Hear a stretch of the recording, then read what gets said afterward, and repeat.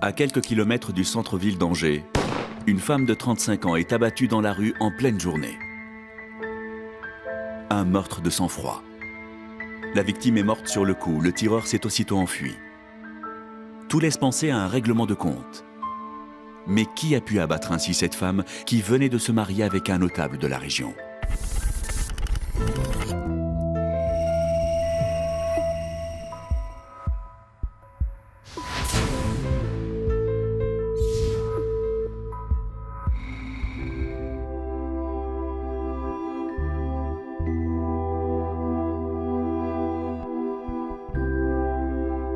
Six mois avant ce terrible drame, Emmanuelle, originaire de Lorraine, profite de cette fin d'après-midi dans son nouveau jardin. Elle vient de s'installer à Angers par amour. Avec d'aussi jolis compliments, tu vas avoir une médaille d'or. La raison de ce changement, c'est François, un entrepreneur de 50 ans, qui l'a demandé en mariage peu après leur rencontre.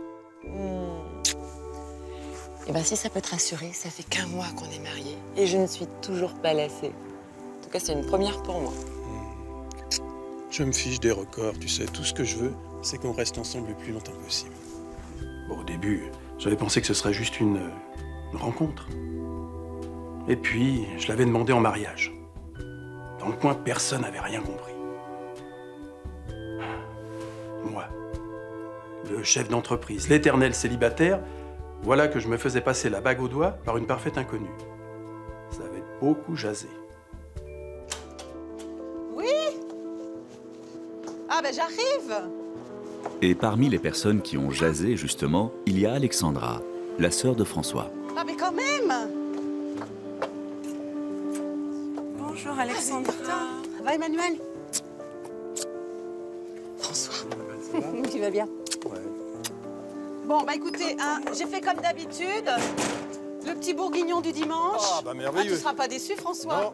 En tout Parfait. cas, merci. Avec de une nous petite bouteille qu'on va sortir de la cave. ça va être très Mon frère n'avait jamais été marié. Disons qu'il papillonnait de femme en femme, mais il n'était pas toujours très bien accompagné.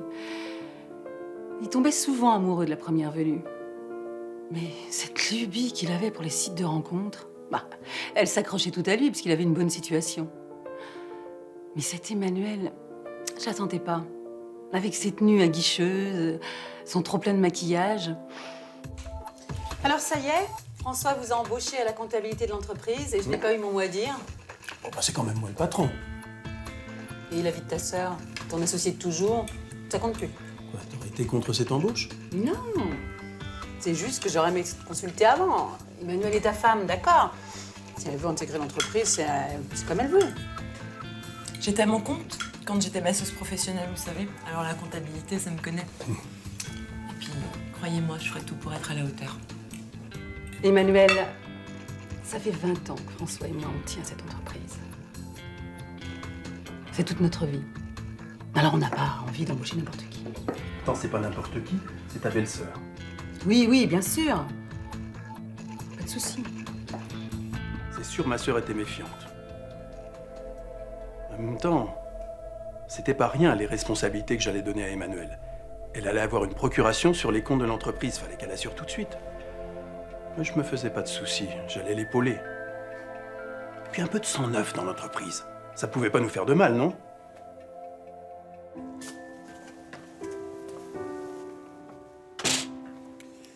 Faut bien l'admettre, ta sœur, elle m'aime pas du tout. Ça lui fait bizarre de me voir avec quelqu'un. Moi, l'éternel célibataire, mais t'inquiète, ça lui passera. C'est quelqu'un de bien, Alexandra. Simplement, elle est un peu bourrue au départ. Mais après les réticences d'Alexandra, le couple va devoir faire face à une autre difficulté, de taille cette fois.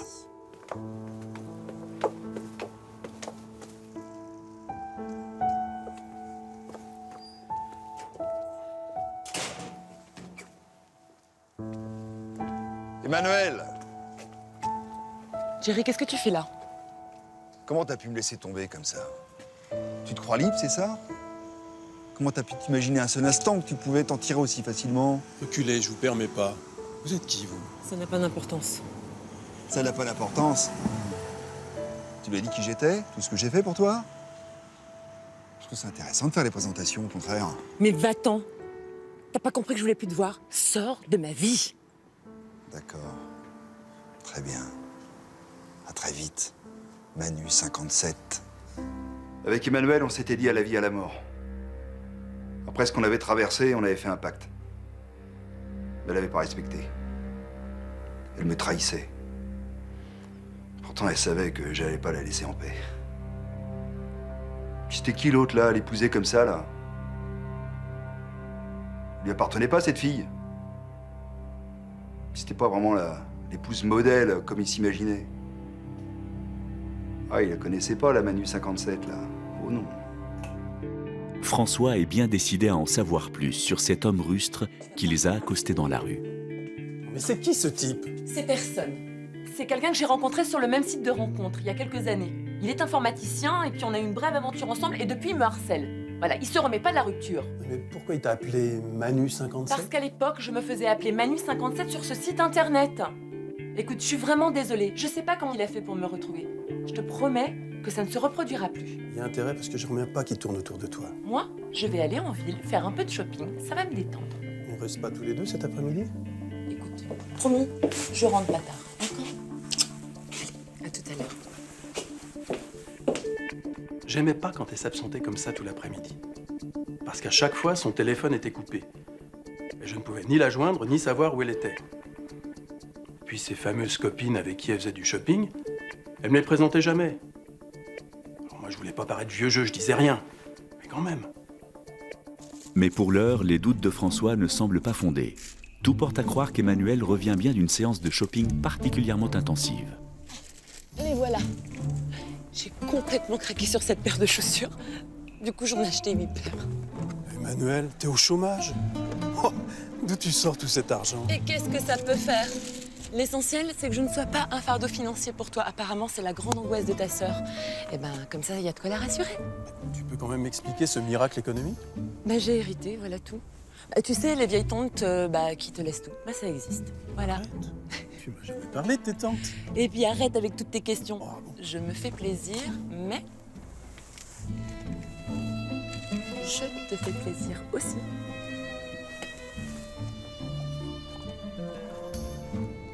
Mais t'es complètement folle, c'est hors de prix ce genre de montre. Elle te plaît? Bon, je vais boire un verre avec des copines, donc je ne vais pas rentrer forcément tôt. À ce soir? Ah bon? Bon. Elle me couvrait de cadeaux comme si elle voulait me remercier de quelque chose de fort. Mais moi, jamais rien fait de particulier pour elle. Je l'aimais, c'est tout. Et puis, je n'osais jamais lui en demander l'origine vraiment de tout cet argent. Je me disais qu'avec le temps, elle finirait par me dire la vérité. Effectivement, Emmanuel n'est jamais très bavarde lorsqu'il s'agit d'expliquer d'où lui vient cet argent. Mais Géry, lui, semble en connaître la provenance. Ça va, tu te fais plaisir? Tu dépenses tout notre magot? T'as pas fini de m'empoisonner la vie. Cet argent, c'est moi qui l'ai gagné. C'est absolument pour rien. Alors je fais ce que je veux. Oui, bien sûr. Mais on avait un accord. 50-50. Et t'avais pas le droit de transférer cet argent sur un compte personnel. Eh ben moi, j'ai décidé que cette association, elle était terminée. Voilà. J'ai rencontré François et j'ai envie de changer de vie. Alors je fais ce que je veux. Mais ce type, c'est comme les autres, tu t'en lasseras. Et tu me reviendras. Mais compte pas là-dessus. Puis arrête de rôder autour de moi comme ça. Tu veux qu'il te voie, le François? Hein? Tu veux qu'il doit rôder autour? Tu veux qu'il appelle les flics? Pauvre type. Tu vas pas t'en tirer aussi facilement, crois-moi. C'était qui ce type-là pour me la voler comme ça, là? Il avait complètement retourné la tête. Je reconnaissais pas la femme que j'avais aimée. Et elle croyait pouvoir zapper notre histoire d'un coup de baguette magique. Elle savait pas de quoi j'étais capable. J'allais lui le rappeler très vite. Géry passe à l'action sans tarder. Quelques jours plus tard, c'est Alexandra qui en fait la surprenante découverte. Qu'est-ce que ça veut dire? Manu 57 propose service à homme distingué. Discrétion garantie. J'ai toujours trouvé cette femme frivole et légère. Mais de là, imaginez ça, ça dépassait tout. Emmanuel proposait des services tarifés à des hommes. Elle avait même mis son numéro de téléphone sur l'annonce. Mais comment elle pouvait oser faire ça à la vue de tous, alors qu'elle était avec mon frère? Et ce soir-là, alors qu'Emmanuel est déjà couché, François rentre tardivement du travail. et il a une déplaisante surprise.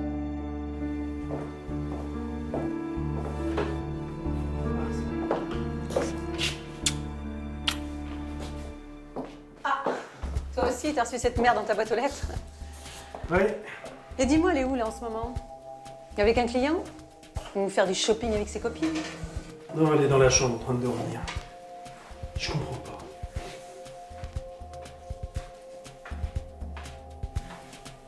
Alexandra, bonjour. Qu'est-ce qui se passe?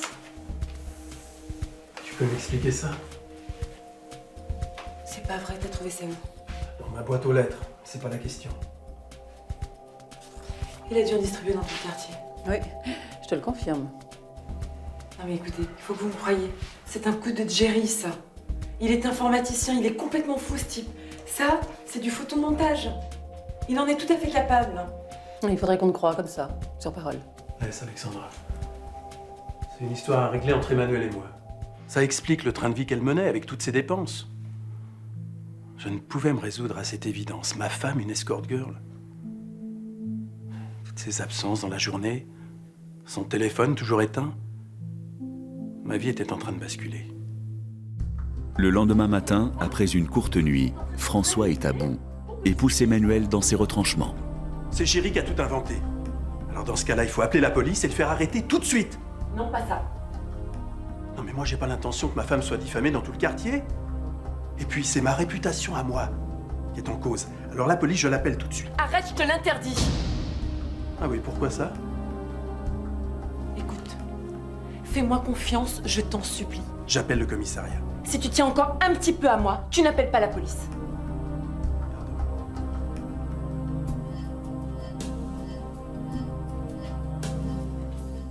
Non mais tu vas où là? Je vais régler ce problème avec Jerry une bonne fois pour toutes. Non, tu restes ici! Ma femme, une escort girl? Non, je pouvais pas me faire à cette idée.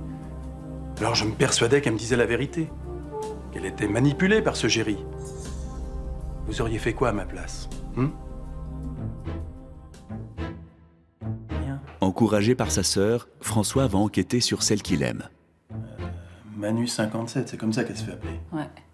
Essaye. Il y en a toute une liste de Manu. Alors, Essaye Manu 57 Escort Girl. je suis à vous pour 1 heure ou pour toute la soirée, pro service coquin, à homme distingué. Et le département 57, c'est la Moselle. C'est là qu'elle vivait. Je suis désolée François, mais je crois que ta femme, c'est une grosse traînée. Non, mais c'est peut-être Jerry encore qui la salissait déjà à l'époque sur Internet. Oh non mais François, ça va en même temps. Mais tu peux pas ouvrir un peu les yeux? Mon frère a toujours eu beaucoup de mal à reconnaître ses torts. Parce qu'en fait, si Jerry avait voulu créer ce site juste pour nuire à Emmanuel, pourquoi n'aurait-il pas porté plainte plus tôt? Ça tenait pas. Non.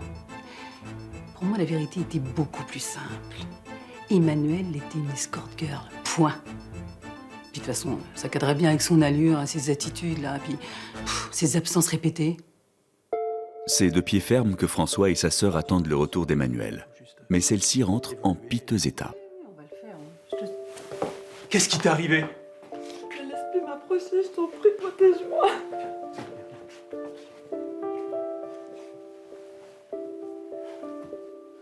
C'est Jerry? C'est ça, c'est Jerry. Il me laissera jamais en paix. Je lui ai demandé d'arrêter de me diffamer et de faire circuler ses photos dans le quartier. Et puis il y a ce site internet où il me fait passer pour une escort girl. Ça fait des semaines qu'il existe et il refuse de le fermer. Il faut voir un avocat. Il faut appeler la police, faire une procédure. Mais tu comprends pas, il va me tuer. Il touchera pas à un seul de tes cheveux, ça je te le jure. Je vais aller le voir, moi. Mais François, tu vas pas y aller seul? Mais appelle la police! Mais François n'aura pas besoin d'aller bien loin.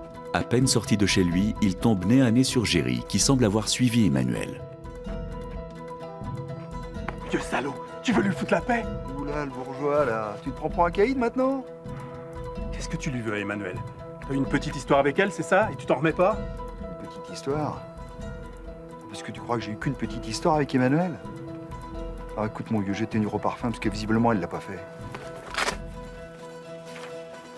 Regarde, t'appelles ça une petite histoire?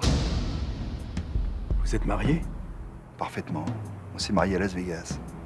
Or, tu vois, ton histoire de mariage avec Emmanuel, c'est dur. Hein. Parce qu'en plus, on n'est pas divorcés. Et ouais, mec, la petite histoire, c'est toi. C'est pas moi. Pourquoi elle m'en a jamais parlé?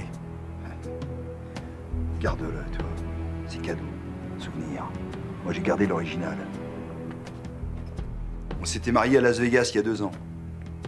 Notre association marchait du tonnerre. Autant sur le plan amoureux que sur le plan du business.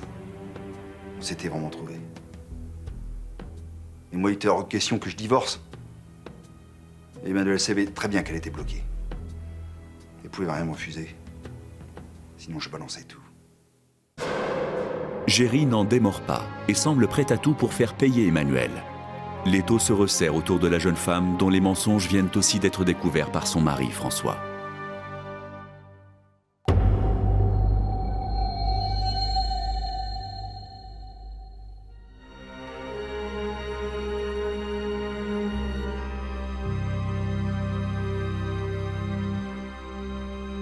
Emmanuel n'avait jamais parlé à François de ce mariage à Las Vegas. Va-t-elle cette fois encore réussir à prouver sa bonne foi? J'aurais dû te le dire plus tôt. Ça, je te le confirme. Écoute, il y a 2 ans, j'ai fait une terrible erreur. J'ai effectivement épousé Jerry à Las Vegas. Mais ce mariage n'a jamais été enregistré en France. C'est pour ça que mon précédent mariage n'était pas inscrit à l'état civil. Oui. Et puis je l'ai quitté. Et c'est là que tout a commencé à déraper. Et pourquoi tu m'as jamais parlé de ce mariage? Parce que c'était un mauvais souvenir, voilà, je voulais m'en débarrasser. Et puis Jerry a pris un avocat pour faire entériner le mariage. Et depuis, c'est la guerre. Écoute, tu sais, mes sorties avec les copines, mais en fait, j'avais rendez-vous avec une avocate. Pour me battre, pour faire annuler ce mariage. Définitivement. Qu'est-ce qui me prouve que tu allais vraiment chez un avocat et pas... Enfin, que tu n'avais pas une autre activité quand tu n'étais pas à la maison? Eh ben écoute, ça devrait suffire à te rassurer. C'était effectivement des lettres d'une avocate qui demandait des honoraires à Emmanuel. Les dates qui étaient à régler correspondaient bien aux dates où Emmanuel était absent de la maison. Elle me disait donc la vérité. Ces soi-disant activités d'escort girl n'étaient qu'une manipulation de Jerry. Emmanuel était une victime. Mais à peine une semaine plus tard, les soupçons sont déjà de retour. Regarde cette ligne de compte. 10 000 € qui sortent sans aucune justification. Et là, 5 000. C'est pas possible. Ça correspond au jour où Emmanuel est rentré en poste dans l'entreprise. Ouais, je te le fais pas dire. Sans parler de ses absences répétées. Elle y va toujours, là, voir son avocate pour son histoire de mariage? C'est ce qu'elle me dit. François, peut-être arrêter les frais. Mais pourquoi elle me volerait? Non, ça colle pas. Elle est généreuse avec moi, elle m'offre des cadeaux. Une montre? À combien? 2 000 €? Mais c'est pour endormir ta méfiance, François. Mais toi, tu réagis par orgueil. Depuis le début, tu veux pas admettre que t'as tort avec cette femme. Et sans compter qu'elle a une procuration sur les comptes de l'entreprise. Attention, François. Emmanuel se moquait de lui depuis le début. Elle était entrée dans sa vie pour le dépouiller. Elle le voyait comme un client fidèle à qui elle pouvait soutirer un maximum d'argent. J'avais enfin l'espoir qu'il puisse la sortir de notre vie. Définitivement. Avec ces sommes d'argent détournées de l'entreprise, pour la première fois, François ouvre les yeux. Il ne veut plus se laisser berner par cette femme, à qui il a fait confiance, à tort. 10 000 €, puis encore 5 000 € le lendemain. Et non, tu vas pouvoir t'en payer des paires de chaussures pour aller voir tes clients. Mais tu m'accuses de quoi, là? De piquer dans les caisses de l'entreprise, et tu le sais très bien. Il n'y a que toi qui as une procuration sur les comptes, avec ma sœur et moi, bien sûr. Et depuis que tu es rentré, de grosses sommes disparaissent. Enfin, je t'apprends rien. Soit tu te trompes. C'est toi qui me trompes.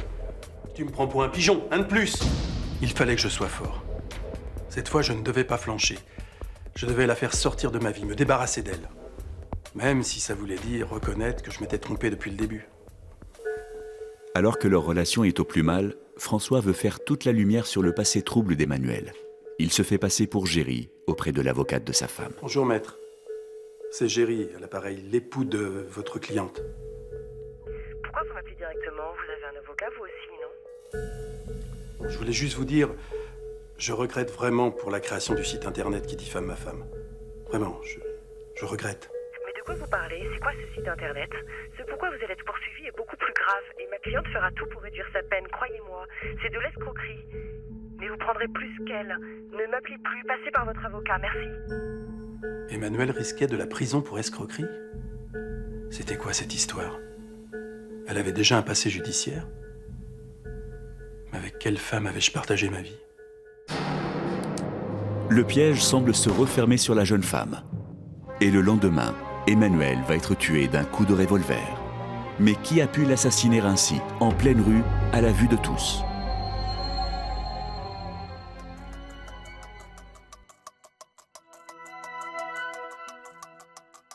François est sous le choc. Épaulé par sa sœur, il entend bien avoir le fin mot de cette histoire. Pourquoi est-ce que ton avocate parle d'escroquerie au téléphone? Si j'ai pris une avocate, c'est pas pour faire annuler mon mariage avec Jerry. De toute façon, il vaut rien. On l'a jamais fait enregistrer en France. Et si j'ai pris une avocate, c'est pour solder mes erreurs du passé. François, je suis pas rentrée dans ta vie avec de bonnes intentions. Mais tu m'as fait changer la vie. C'est-à-dire? Je suis escort girl. C'est vrai que j'étais mariée à Jerry. Ça a été mon compagnon pendant plusieurs années. Et on a monté une escroquerie. Et ça consiste en quoi, ces escroqueries? J'offrais mes services à des hommes. Et je gagnais leur confiance en les faisant plus payer. Et la plupart tombaient amoureux de moi. Puis j'entrais dans leur vie. Je pouvais tout leur demander. L'accès au compte bancaire notamment. Et Géry dans tout ça? Jerry, c'était mon compagnon. Alors on faisait 50-50. Et François, c'était ta nouvelle victime? Au début, oui. Mais après, je suis tombée amoureuse de toi. Voilà, j'ai voulu faire table rase du passé. J'ai voulu tout racheter, voilà, tout recommencer à nouveau, avec toi. Mais ça, Jerry, il l'a pas supporté. Je suis censé te croire? Alors qu'on vient de découvrir que tu as détourné les fonds de l'entreprise? J'ai rien volé. J'ai rien pris. Là, je sais pas ce qui s'est passé avec vos comptes bancaires.